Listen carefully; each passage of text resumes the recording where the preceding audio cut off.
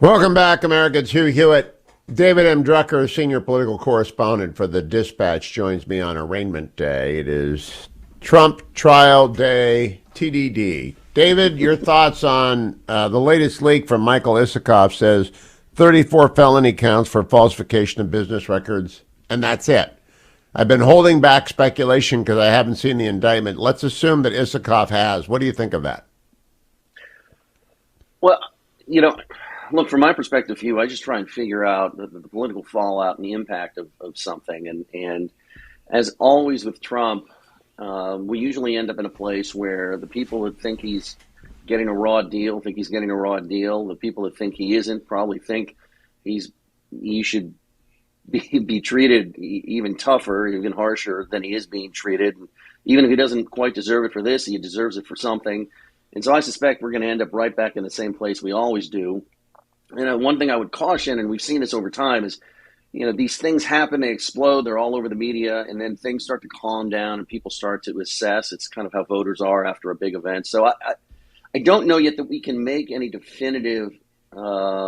a definitive position here that we know how this is going to play out, how a trial is going to play out, how voters are going to react to Trump. And I know that's not, why you bring me on here. I'm supposed to have something really wise and definitive to say, but I need to see how this unfolds and watch voters before I decide, how it's going to play out.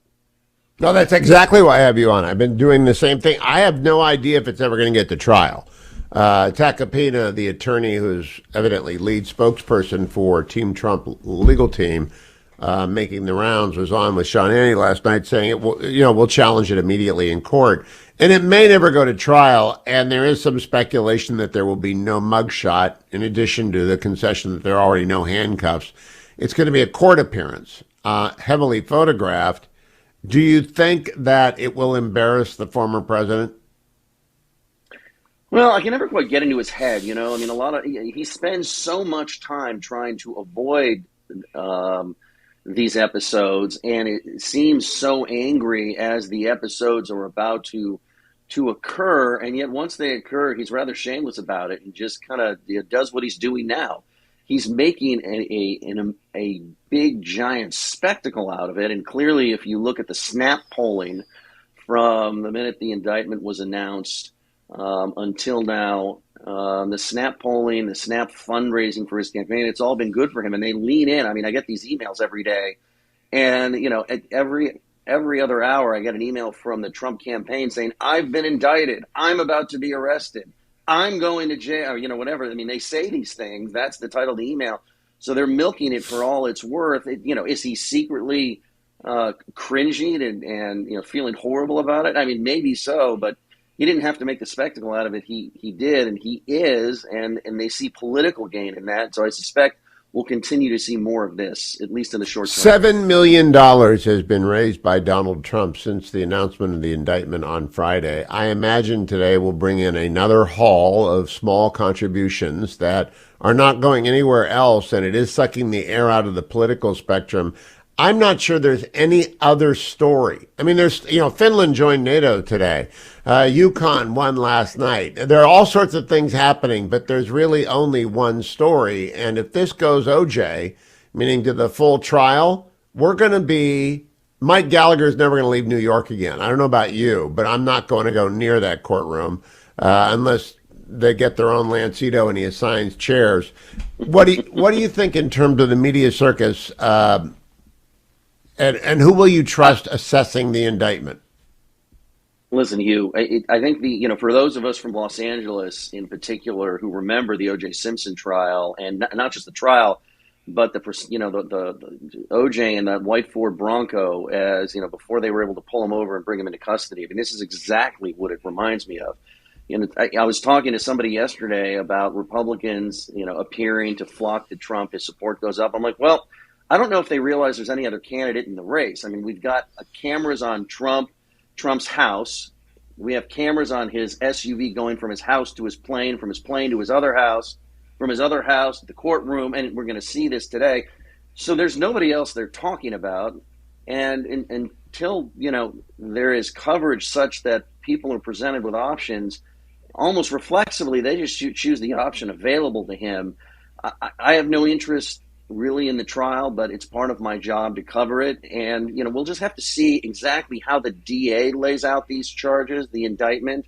And I'll have to listen to legal experts about all of this stuff. Politically, yeah, you got I to pick expect your legal experts to calm down. Yeah, with Carr. This is my Life and Times mug. I was on the air live when OJ went for a jaunt with Pat Morrison and Kerman Maddox as he went driving down all the freeways. And yes, that was peak OJ, but that was before social media and before cable. So peak OJ is going to be overshadowed in like the first day of today's Trump trial. TTD, today. Trump trial day is day today. And David Drucker, DMD. Follow him on Twitter at David M. Drucker. Follow me at Hugh Hewitt on Twitter, and I just posted the Isikoff story on the 34 counts. Follow David for analysis of the impact on the politics, and follow us to the next hour here on the Hugh Hewitt Show. Thank you, David Drucker. Byron York is with Fox News and the Washington Examiner. Of course, he will be on a lot today on all the Fox channels talking about the arraignment of Donald Trump. There really is only one story, despite the fact that Finland joined NATO. And there are other big stories out there, including the Saudi oil price hike. But Byron, there's really only one story. It's never happened before in our history. I hope it never happens again. Is it being covered well, responsibly, or tabloid style? I would say tabloid style. I mean, I think yesterday when you had that picture of channels showing the airplane as it took off from Florida and as it descended at LaGuardia, and then the OJ-style coverage of the motorcade heading from LaGuardia to Trump Tower, I think you could tell that it had veered off into excess.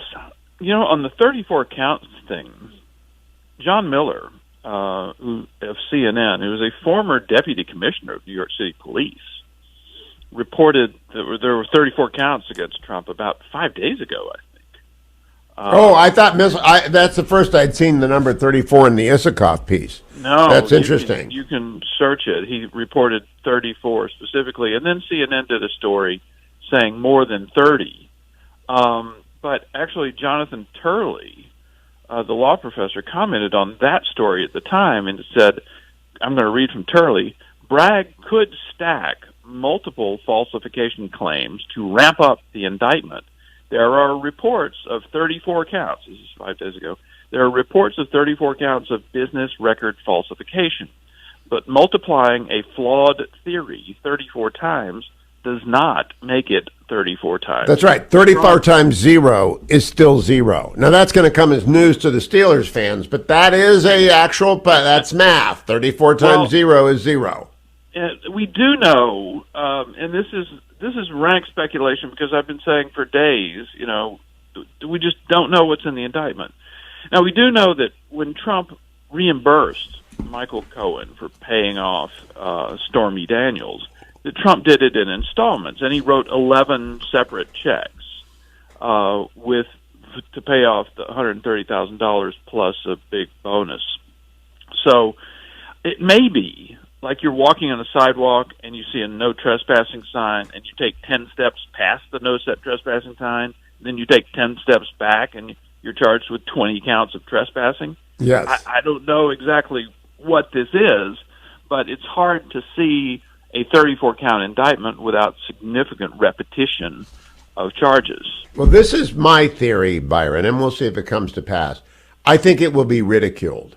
And we don't know because we haven't seen it. And the reason that it was sealed, and in a highly unusual, though not illegal, very rare move to seal an indictment for someone who is not at a risk of flight, or unless someone is named in it that otherwise didn't know they were going to be named in it. The only reason to seal it is to keep it, to create the media mayhem without having the real stake there. It's all sizzle, no steak, and that it will fall apart today. I would not be surprised, and I will say they brought on this Todd Blanche, who left Cadwalader, which is one of the largest and oldest firms, because his firm wouldn't let him take the representation. He's a swing for the fences kind of guy, as I think the other people are. How do you make of Trump's silence on media but letting his legal team speak? Well, I mean, that would be smart. I mean, as years have gone by, Trump's lawyering has gotten worse and worse. I would say the best lawyering he got was his defense in the first impeachment. And he had good representation by John Dowd in the Mueller matter. And then by the time of the second impeachment, it was just a joke. And remember the Dowd, the key bit of advice that Dowd gave and was followed: never talk to a prosecutor.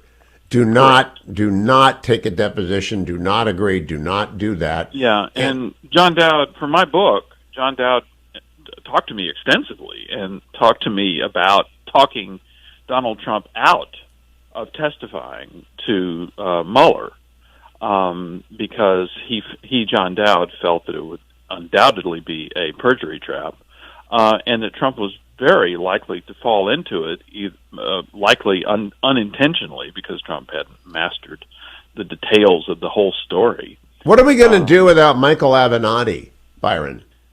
Well, just as they say you can run for president from prison, why can't you be like a CNN commentator from prison? He is in prison, and otherwise he would be everywhere. Because as I recall, he was the lawyer for Stormy Daniels, and he was for a you're time. Absolutely. Well, but it ended very badly with Stormy Daniels. Well, yeah, he took her money. Cheating her. She took her. So he's in jail. Stormy Daniels is nowhere to be seen. This is not like OJ because there isn't a body. There are a set of ledgers. There aren't two bodies. There are a set of ledgers. There isn't a route to. There's no speculation. I don't know how this gets to trial, but if it does, it will come in the middle of the election season. Right? I mean, in the middle of the debate season. So I told a caller earlier this morning, there's not going to be a gag order. There just isn't. No, I don't see how there actually can be. And I put this, instead of looking at OJ or anything like that, I put this actually in the context of investigations of Trump. And for the last 5 days, and actually for 2 or 3 weeks before that, we've seen a phenomenon play out that we saw in previous investigations of Trump, which is that there's a period of secrecy in which there's all sorts of dark speculation about something terrible Trump has done and a legal investigation into it. But we don't know any of the facts. And sometimes this goes on for a long time, and there's actually 5 examples. I mean, the classified documents case, to this day, we do not know what classified documents or even have just good descriptions of what classified documents were involved with that. The Mueller report, remember when it came out?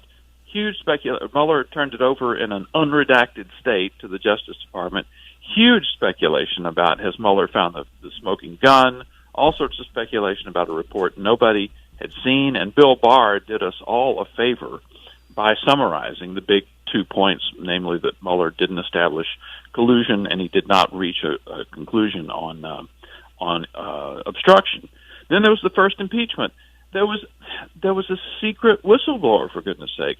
Then there was all this huge speculation. Democrats were going on TV saying that there's something so bad that Trump might be impeached, and nobody knew what it was, including Republicans on Capitol Hill, until Trump finally burst the bubble and released the transcript of what everybody was talking about. Then there was the grandfather of it all, the dossier, which was going to stay secret all the time until BuzzFeed burst the bubble and released it, and we all owe them a debt for doing that. That was a very good thing to do. And then finally, this is one, actually, the secrecy was imposed by Trump. It was a dumb mistake on his part. But the tax returns. There was talk for years and years about terrible, dark secrets of criminality in Trump's tax returns. And finally, we see them.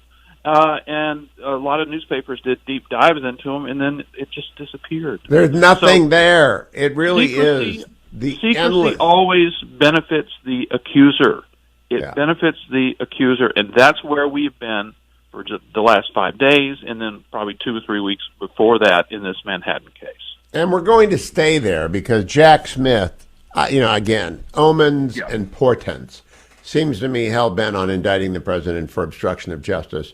The Georgia grand jury meeting... Let me ask you a question. Do you think Smith is going to indict him for mishandling classified documents, too? Is he going to indict an underlying crime, or is it just going to be he obstructed an investigation into a crime that we're not even charging? I don't know, Byron. All I know is if he does the latter, they're going to have to charge a bunch of people because Yep. if it's a strict liability crime, and you're going to have to go back and look at the president, President Biden. You're going to have to look at Vice President Pence. You're going to have to go back. I've always said from the beginning, from my experience in the Nixon Foundation, classified documents show up in every single president's possession. It's almost impossible not to do it.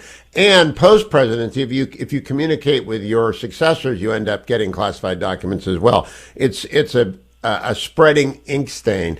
But the obstruction stories seem to be leaking out. And Jack Smith, I don't know him. He just strikes me as somewhat fanatical. Yes. There's kind of a photo of him that looks really the one. Right. I mean, the whole war he crimes really thing, looks the fanatical, pattern of like his he's- career is yeah. not a normal legal career. Right. Right. And so Byron, I just got to ask, how long can we? I did OJ on TV for the long period that I was in LA every night during that period of time. I did the Bronco chase. I got so sick of it I couldn't stand it anymore. When will we top off of Trump coverage on this trial? Well, the first thing we'd have to do is find out what he's been indicted for. And then coverage might actually become slightly more reasonable because we'll all have something to actually talk about. Yes, well said. Byron York on Twitter. Follow him there. Follow me there as well at Hugh Hewitt. I'll keep you posted as events unfold. Mike Gallagher will be on the Salem News Channel doing live coverage beginning at 2 p.m. from Trump Tower. Watch that too. Welcome back, America. I'm Hugh Hewitt. My old friends Pete and Seth Talbot join me now. Pete and Seth originally brought me ReliefFactor.com as a client. I got to know them very well. They would annually make a pilgrimage to D.C. I always enjoyed our meetings with Pete and Seth. They are now in the movie business, and they've just made Against All Odds, Israel Survives. They got a lot of movies coming. Good morning, Pete. Good morning, Seth. Welcome back to the Hugh Hewitt Show. Pete, would you give people the brief rundown of the Talbot father-son team? Oh, my goodness. Well, a dream come true for me because for the last 17 years or so, Seth and I have been working together, and it has been a lot of fun. We've, through the Talbot Group, we are helping a lot of clients learn how to build and actually scale. A lot of businesses are maybe making a little money, but they just don't know how to grow. And so we help businesses do that. And as you know, we were co-founders of Relief Factor, and the Lord blessed us there and with other companies. And so we've had about a 17, 18-year run together, and it has been unbelievable. Seth, when you were growing up, did you ever imagine you'd be working with your dad on a 24/7, 365 basis? No, and I don't think he did either. Because No, when I started my career, it was in technology. So my first good season was actually writing software and running data centers. So no, we didn't have overlapping interests. It was actually only when I wrote a custom medical record platform for one of the business that he was working in that was our first time that we overlapped. And then it kind of went from there. Well, to go from business together, successful business together, into the movie business is a big jump. So I'm going to go in reverse order. Seth, why are you called now to the movie business? SalemNow.com is very, very excited because they're going to get all your films, like Against All Odds on Israel. Why did you take this turn? Frankly, it's a great marriage of our creative interests. And the truth is that one of the things we do well is bring products to market. As you know, with Relief Factor, that was the thing. I didn't invent the product, but I took what one of our co-founders made and brought it to market. And I actually got asked that pretty recently, like, well, how does the skill set overlap? It turns out, well, promotion, figuring out how to message something, and having something exciting that you really believe in and taking it to the people, there's a lot of overlapping things. So for us, there was an overlap of skills and interest. We had a lot of the relationships, as you know, with Salem and other media platforms because of what we had been doing with Relief Factor. And then we found some projects that we really, really believed in. And the first one was Against All Odds, Israel Survives, which actually Bill McKay produced in the early 2000s. which is the first part of the project we're actually working on. Against All Odds, America Survives. That's the project that we will be producers on. But Bill McKay, in about 2004, produced the Against All Odds, Israel Survives project. And that's what is available now, actually for free to watch on Salem Now. Against All Odds, Israel Survives is over at salemnow.com, and people can watch it. That's right. Pete, how ambitious is the agenda? Well, we're pretty excited about it. We feel it's a real timely project. We're kind of excited because Salem leadership knows about Against All Odds, America Survives, and they had seen Against All Odds, Israel Survives. So they came to us and they said, hey, and Bill McKay, of course, and they said, hey, let's air Israel Survives, the original, right now on Salem Now, especially with what's going on in Israel right now. I mean, my goodness, talk about we need to be praying for Israel right now. There's a lot of very difficult things going on there, but most people around the world, actually, most people don't realize right now how God's hand was on Israel from its founding through all the wars and what have you. And we're just excited about the fact that we can promote Israel Survives right now so that people can learn about the amazing things that took place in the founding and protection of Israel. It's very exciting, and we are encouraging as many people as possible to go to Salem Now and watch Against All Odds, Israel Survives. Very exciting stuff. And people will. SalemNow.com is easy to remember, and it's free. So people should go watch it. Pete, when you move, not Pete, Seth, when you go from software to health products to movies, is it really selling the same thing, or is it very different? It's really selling the same thing. And I say it this way because you have to figure out if you have something that anyone cares about. And figuring out what sort of product or a service that is going to make a difference, that you know the way to present it to an audience so that you can figure out how you become the solution to the problem, how you are the only solution to the problem. There is a lot of the same things. You need to figure out if the product you make is worth making, if someone's going to buy it, if enough people are going to buy it, if there's enough margin in it to keep your business alive. A lot of the same lessons apply. And so it's different.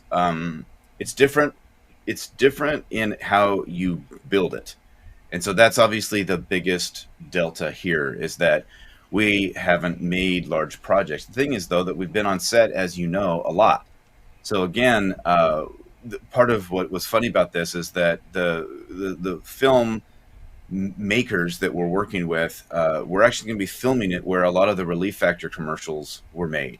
And where Relief Factor commercials have been made for the last couple of years, I found that studio and I actually called up Lynn and said, hey, I know where you guys need to go for your next ad. So there's a lot of overlap. And so my kids have actually been to the studio where we'll be shooting, I think, 4 out of 5 of our projects. So it turns out that there is a lot in common. Let's tee up Against All Odds, America Survives. Pete, what's the story arc? And then I'll give Seth the last word. What's the story arc of the one that's coming? Now, Against All Odds, Israel Survives is already available for free at salemnow.com. What's the story arc of Against All Odds, America Survives? Well, basically, it's a response to the attack on America right now, the canceling of our history. There's so much misinformation and apparently a growing hatred for our country, for our history, and they're changing history in our schools and universities. And it's a sad, sad thing. And Against All Odds, America Survives will do, I believe, a wonderful job of reminding everyone the hand of God in the formation and protection, ongoing protection of America. It's very, very exciting. And again, most people don't know. They just don't know, especially this generation, don't know about the incredible things God did in the hearts and minds of men and women in the formation and ongoing protection of the country. So it's so timely because we are up against a collapse in understanding of America that the Wall Street Journal poll demonstrated just 2 weeks ago. The number of people who say patriotism is very important is down to 38%. Seth, I'm going to give you the exit question. How do you measure the success of Against All Odds, America Survives? Metrics matter. You guys are like metric masters at the Talbot Group. What's the metric for the success of America Against All Odds, America Survives? I think for me, the thing we struggle with dealing with faith and patriotism. And one of the risks is that in a project like this is that we equate that, we are essentially the second coming of Israel. And that there's a misunderstood message about that because God was part of our history, that of course means that we think that we're special and we're not just like a normal country, and that there's some sort of misunderstanding. The success for me will be in people realizing that we don't have to understand why God did what he did, but there is the hand of God through this project of America. And for some reason, and I think it's the reasons where we get maybe a little lost, but we don't know why God did this, but there's something special in our history. And to stop and look and go, okay, we've been given something really special with this country for reasons to serve him, not to serve ourselves. That we are here for a reason, and God did something to bring us to this moment. Right. So I think for me, the success will be in, do we tackle that topic well? Will I be able to show it to pastors from across the spectrum of their national, views, and feel like we did a good job stewarding this topic, so that we don't look like Christian nationalists, but we look like we were trying to be honoring to a question of why is God a part of this, by telling stories that show something miraculous did happen many, many, many, many times throughout America's history, and we can sit at awe and appreciation, but also know we've been given something special that we don't want to let go, and to lose this battle, unfortunately, with culture and people that want to take down the pillars of the country. So I'm so glad, though. I really am. I want to applaud and close on this. It's not a Christian nationalist project. There aren't many Christian nationalists. It is a project about America. And I'm so glad you said that, Seth, because people will want to brand it whatever they want to brand it. But if it's about American exceptionalism and how we got there, it's the opposite of Christian nationalism, because we got there on freedom of exercise, religious freedom of exercise. Right. Pete, Seth, always good to see you, my friends from the Pacific Northwest. Everyone said nothing good comes out of Seattle. That's not true. Pete and Seth Talbot did. Thank you both to the Talbots, and we'll talk to you again soon. Welcome back, America. Hugh Hewitt on Trump Indictment Day. Glad to have you with us. Rejoined now by Truman Mandel. Actually, I know Bethany Mandel is there. I'm not sure Truman is. Is Truman around today, Bethany? I locked the door, so hopefully not. But he's an ingenious dog and could still make his way in here. So we'll see. Truman was quite popular online last week. He was not quite popular in my home, in fact. It's funny. I've done so much media, and my 6 kids have almost never walked in on me and done a BBC Dad. Truman has done it more times than I can count. Serial offender. What kind of a dog is Truman? He's a Springer Poodle mix, and he's bred to be the perfect family dog, and he really is.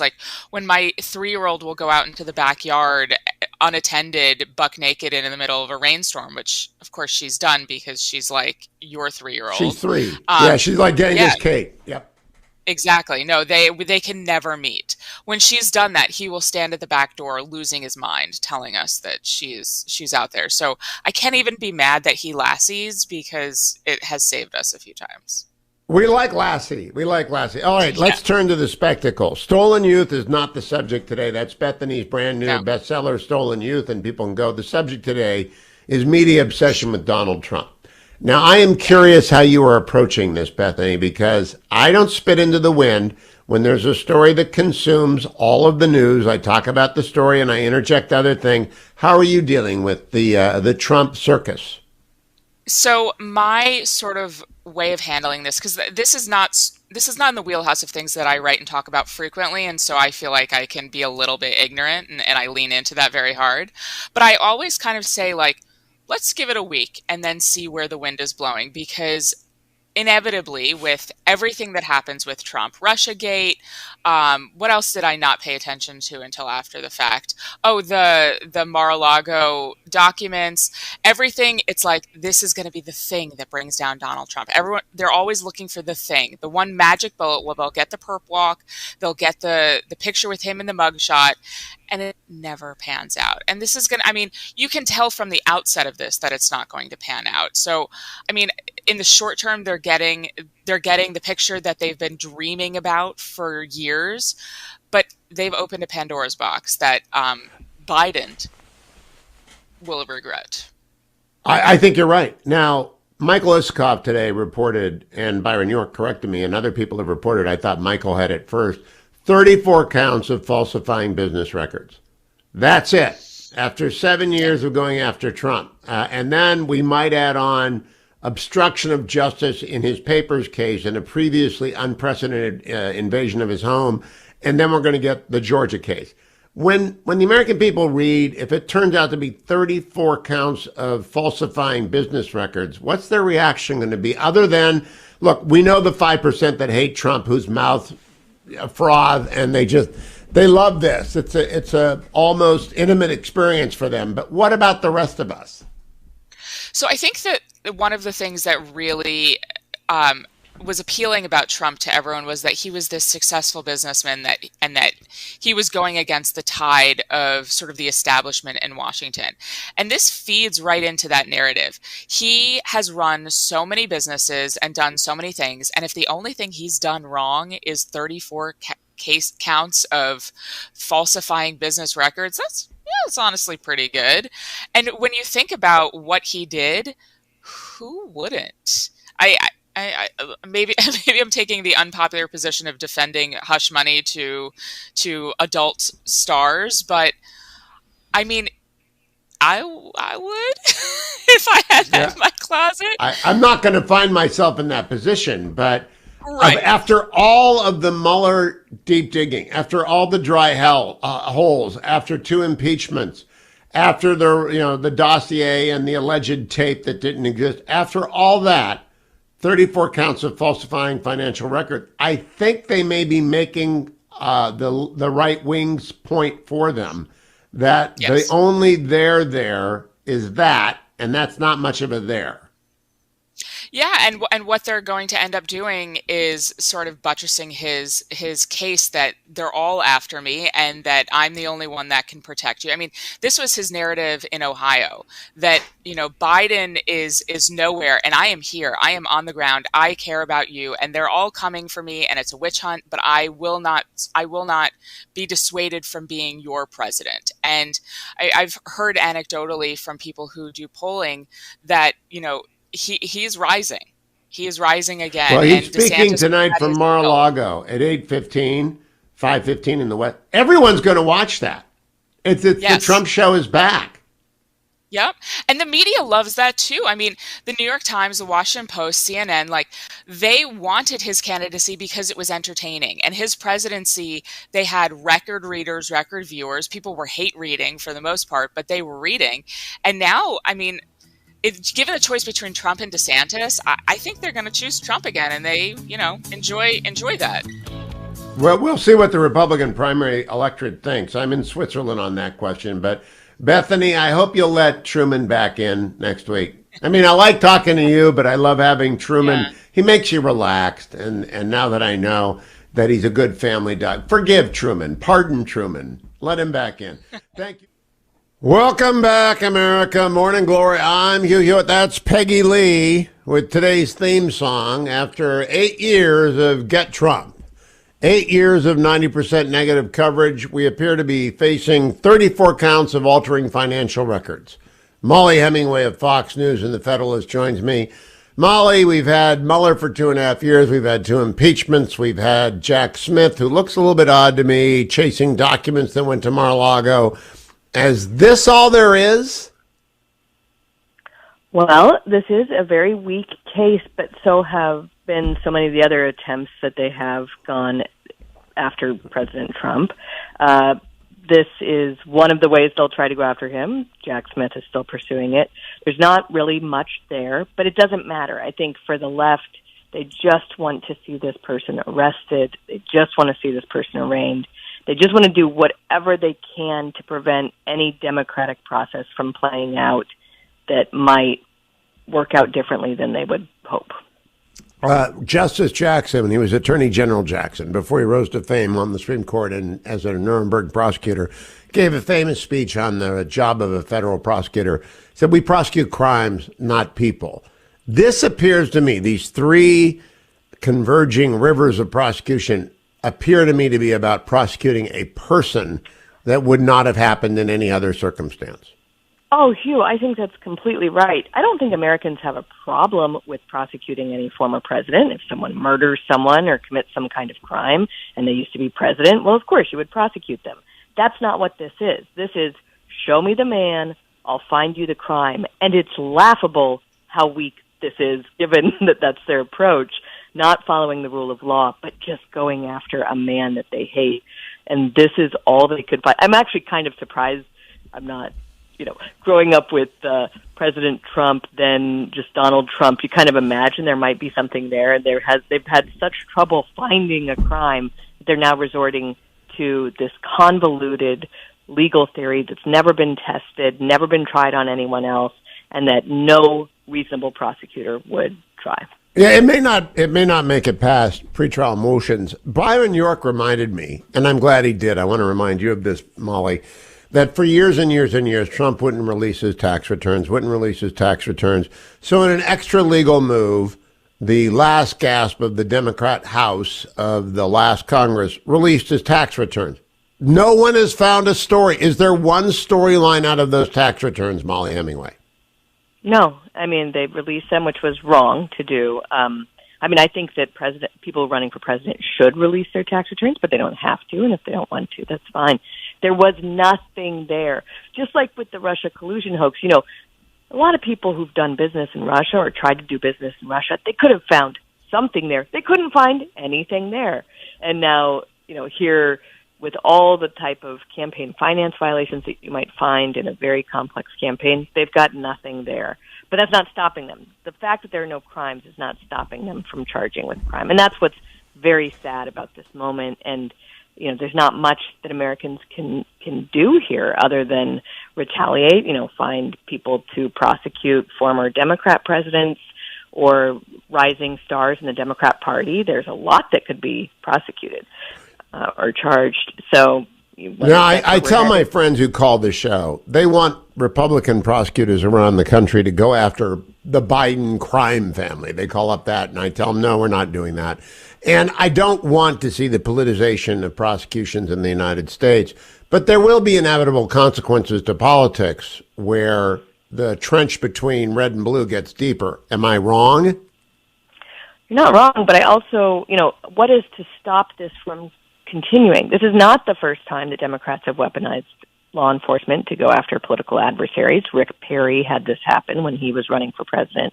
And the only thing that Democrats seem to respond to is turnabout. And I'm not saying I'm for that. I'm just saying it's highly likely that we have now become one of those countries where you prosecute, where you're going to have to go after political opponents. And if the one side just disarms itself, that's not going to make it any better. What I really wish you would see is big players in the Democrat Party stepping in here. Why didn't President Biden or his people say, for the love of all that's holy, stop what you're doing. This is destroying the country. I'm the president. You're not supposed to do this with our law enforcement. He has shown no leadership, and neither have any other top Democrats. I mean, they're like fundraising off of this while the country is headed toward destruction, and it's very unfortunate to see. The monetization of very far on the tail of both ends of the bell curve is very far advanced. We've monetized eccentricity. We've monetized tragedy. We've monetized everything. And that's why cable news ratings are in such bad shape. Generally, it's 3 to 4% of the population watch cable news at night because they don't think it's the news. Molly, just big picture, this is another episode in a long-running drama that will not wrap up until Donald Trump retires from the political scene. What will it do to the Republican primary, do you think? I don't know. I think that President Trump was kind of doing better even before this indictment was leaked illegally by the Manhattan DA's office.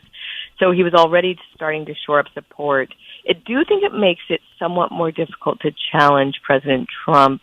Also, it's just that Americans realize the stakes here, which make it, just kind of makes a big part of the Republican primary, how much the regime is out to destroy conservative populism.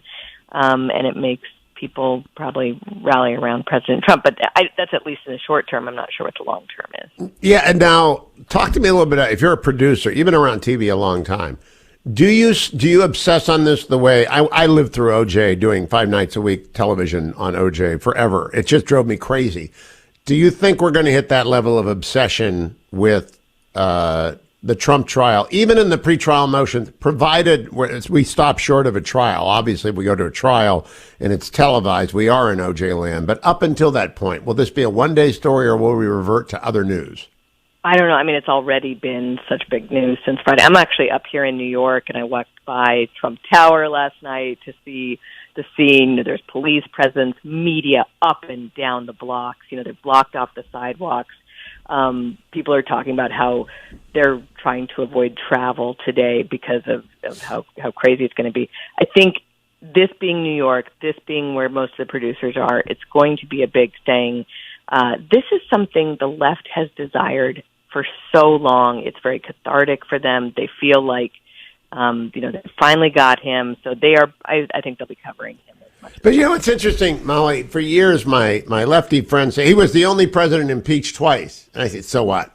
Let's talk about Operation Warp Speed, or let's talk about the tax cuts, or let's talk about killing Khamenei, not Khamenei, but Soleimani. Let's talk about serious things, the Abraham Accord. So what that he was impeached twice, and now he's going to be arrested, and I'm going to add to it, so what? He still is this figure at the center of a populist upheaval in the United States, which is about elites. Peggy Noonan was right in 2016. It's about the unprotected versus the protected. And this is going to drive that home, especially among everyone who's been wronged by the law. Oh, I think that's one thing the left has not realized is this is the type of thing that only furthers the appeal of President Trump for many Americans who feel, yes, that the elites, the people in power have messed up every single major task that has been given to them, that they don't like to be shown that things can be done differently. This actually, it probably helps reinforce that point more than it helps the left reinforce their point that Donald Trump is a bad person who needs to be, who knows what they want to do to him. Are you going to be on Fox today, Molly? Will we see you there? Yep, I'll be on Outnumbered. Oh, good for you. During the arraignment. Okay, during the arraignment. That'll be interesting. Molly Hemingway, we'll see you on Outnumbered today. Thank you for joining me. Follow her on Twitter at MZ Hemingway. Follow me on Twitter at Hugh Hewitt. I just posted the link to my new Washington Post column. I wanted to write, I didn't know that Trump was indicted when I turned in the first draft of this, and I didn't go back and tear it up. And I wrote my editors, I'm not going to rewrite this. This is a long piece on TikTok. It's a long piece on data collection. It's a long piece on the apps in your cell that allow them, you've signed terms and conditions that allow them to turn them on remotely and record and follow you. It's about data collection. And I just wanted to write about anything but Trump, because it's all going to be the arraignment today. And his speech tonight will break. He might get higher than anything since election night 2020. He might beat election night 2022 with his speech night from Mar-a-Lago. And I don't know who's writing it with him. I don't know what he's going to say. I know his defense attorneys are going to urge him not to say much because they got to get a motion in to dismiss, and then this judge has got to decide it, and then the appeal of it's got to go up, and I think it's going to be an interlocutory appeal. I don't know New York law, so I'm not holding myself out as a New York lawyer. I have no idea what the process here. They don't even call the courts the right thing. They call the Supreme Court, the trial courts of the Supreme Court there in New York, because that's just the way New York does things. But I do know this. We'll give you the entire Trump speech tomorrow when we come back. We'll talk with you. 1-800-5. Welcome back, America. Admiral James Stavridis, retired United States Navy, formerly Allied Supreme Commander, head of Southern Command Strike Group, the Enterprise Strike Group. He joins me. Good morning, Admiral. How are you? You're in transit somewhere, but I appreciate you calling in. It's my pleasure. I'm actually in New York City today. You're not being arraigned, are you? I am not. I hear somebody else might be, but it's not going to be Jim Stavridis. That's good. Now, Admiral, I really want to talk to you about two stories that have nothing to do with the circus in Lower Manhattan today. The first is that Finland joined NATO, and as the Washington Post puts it, doubling the alliance's land border with Russia. We've talked about this before, but when history looks back, they're going to pay almost no attention to the indictment and a whole bunch of attention to this. Why is this so significant? First, I cannot agree with you more. This is the story of the day globally in a lot of different ways, and I'll give you three reasons it's extremely important, and that they're doing high fives in Brussels, the headquarters of NATO, and over in Moscow, Vladimir Putin is sulking in a corner somewhere. Number one, you already mentioned, 800-mile border that Putin now has to defend, and by the way, the north of that is the Arctic, the high north, which Putin covets. Much harder to make that work with Finland as a member of NATO. Number two, pure military capability. The Finns, because they have a very aggressive mandatory draft system, because they keep everybody's military skills up at a high level, they can put 300,000 troops in the field in about 90 days. Think of it this way, Hugh. Russia's broken army would be lucky to put 200,000 additional troops in the field. Here comes one nation into NATO with 300,000 troops. And third and finally, history. You don't remember, neither do I, but we know the history of 1939 when Russia, the Soviet Union, invaded Finland. The Finns fought them to a standstill in the Winter War. There's a lot of fighting spirit in Finland directed against Russia. So for all those reasons, it's a really good day for the alliance, Hugh. Now, on the operational level, I assume that we've been coordinating with Finnish troops and leadership for a long time. What changes on the ground when they're in NATO from when they were friends of NATO? Yeah, operationally, almost nothing. We have conducted many exercises. I did it as Supreme Allied Commander of NATO a decade ago. My successors have operated with the Finns. The Finns deployed troops under my command into Afghanistan, into the Balkans. They are enthusiastic partners. We are on the ground with them already. What changes is political and diplomatic. Now, if Vladimir Putin were to make a move on Finland, the entire alliance would stand together and push him back. It's a political, diplomatic coup for the alliance, and when you add to it the military capability we just discussed, again, a very big day for NATO. Now, the guarantee in Article 5, if for any stupid reason Putin were to invade a NATO country, does that mean Finland goes over to the offense immediately? Indeed it does. And what will happen, Hugh, is that Finland will now be incorporated in the NATO war plans, all of which, by the way, are defensive in nature, but the entire alliance would stand and fight alongside any member who was invaded. And by the way, I think the target country in NATO, if Putin were ever stupid enough to try and take on the entire alliance, is probably Estonia. Tiny little country right there, a lot of bad history with Russia. So let's say Putin came into Estonia. Now he's got an 800-mile border on his flank to the north that's alive with NATO troops. It just complicates his picture enormously. That's the good news. Now, I want to talk to you about an article I wrote for the Washington Post over at the landing page this morning on TikTok and artificial intelligence gathering up cloud-generated data that's being stored in the archives of the Chinese Communist Party. When you were running Southern Command or NATO, you had a lot of young soldiers, sailors, airmen, and Marines who had devices that they used all the time. When I first asked then Secretary of Defense Donald Rumsfeld what he was going to do in the era of blogging before Twitter about the rise of social media, he said he just didn't have enough time. He was running a war to think about that. Have you thought much about what those young sailors, soldiers, Marines, airmen are doing and carrying, and whether or not they're fully defensed against information war? I think about it constantly. And first, just to be on the level here, I'm someone who has long been an advocate for the use of social media, as in to move our messages: democracy, liberty, freedom of speech, gender equality, racial equality. We can use these social media to move those. And by the way, Hugh, my one great mark in military history is that I tweeted the end of a war. I tweeted the end of the war in Libya.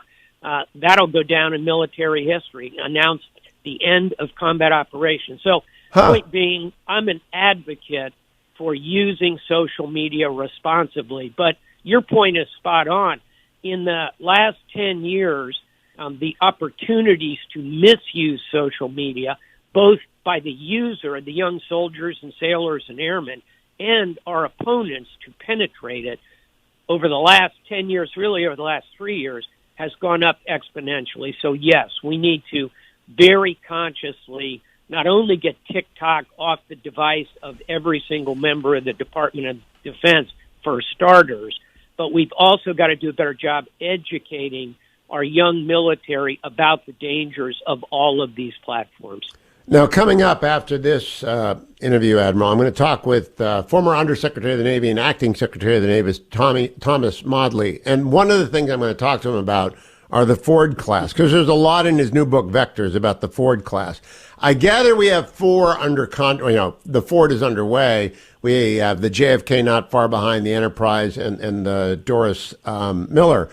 Are there going to be more than that? That's a wonderful question. You ought to ask Tom Maudley, who's a smart guy and a deep thinker about all this. My own opinion is that we are probably going to pause by the time that fourth USS Dory Miller gets out the door.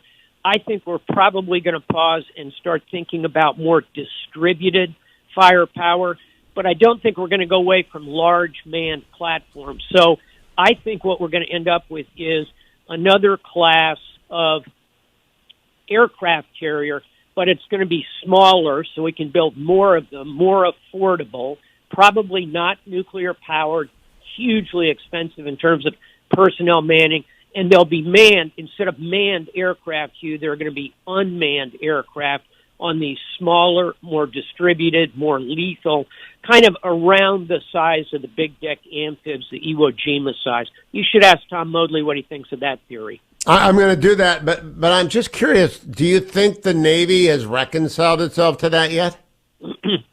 I think by the time 4 more nuclear carriers come out, and we're talking 15 plus years, yeah, I think we will be ready to accept the fact that these big, magnificent, nuclear-powered, 100,000-ton machines of war are still capable, but we need to be lighter, faster, more lethal so we can get closer to our opponents, take some losses, and move on. And above all, we're going to move to unmanned. And you and I both know very proud Navy fighter pilots. I think it's going to be a kind of a tough one for them to swallow.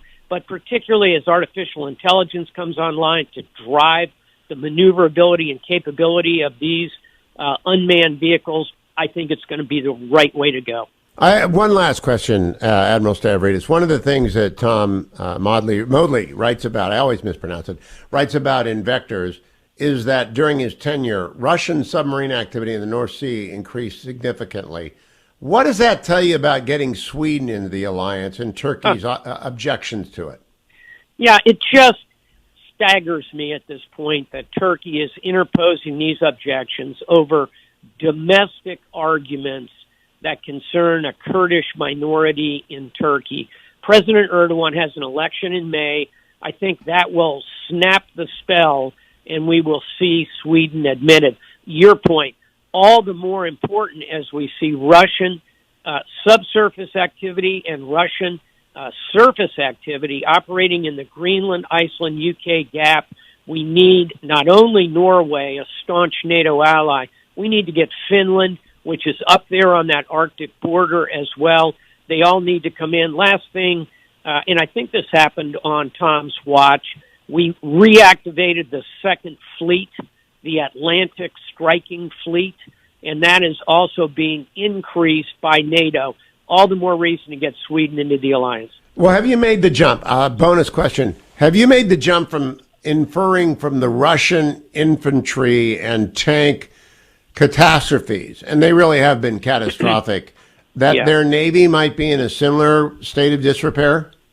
I think the right question is certainty and uncertainty here. And we are now certain that the Russian land forces, and it looks like a lot of their air forces, are pretty incompetent. I wouldn't make that leap. We still have to have, at least at this stage, respect for Russia, particularly their submarine force is quite capable. Some of their surface ships have proven more effective than others. I'd really think to myself, Hugh, the Battle of the Atlantic is going to turn on submarines. Russian submarine forces, from everything I can see and all I can determine talking to my submarine cohort friends, very, very capable. Let's not underestimate them simply because the land forces are as incompetent as they appear to be.